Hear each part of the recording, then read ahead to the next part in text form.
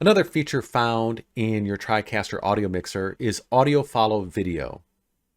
When you have this enabled, only channels that are visible on program output will also have their audio mixed in the audio mixer. This can be set up by going to a slider, clicking on its gear. Under the processing tab, down at the bottom, you'll find triggers. And if you don't see it, just click on triggers to open up this area.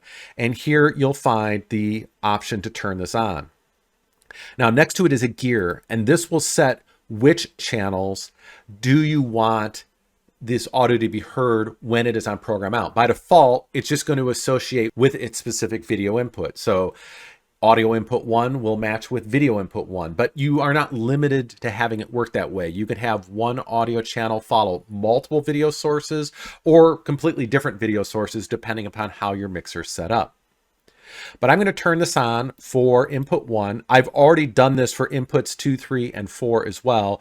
And let me unmute it. And you'll see that now you can hear this audio, but let's take input 1 off and you can see it's now muted because input 1 is no longer on program out. And now input 3 is on output. So if I put 3 to program out, now you hear the audio. But if I take channel 3 off, you'll see that it gets muted again.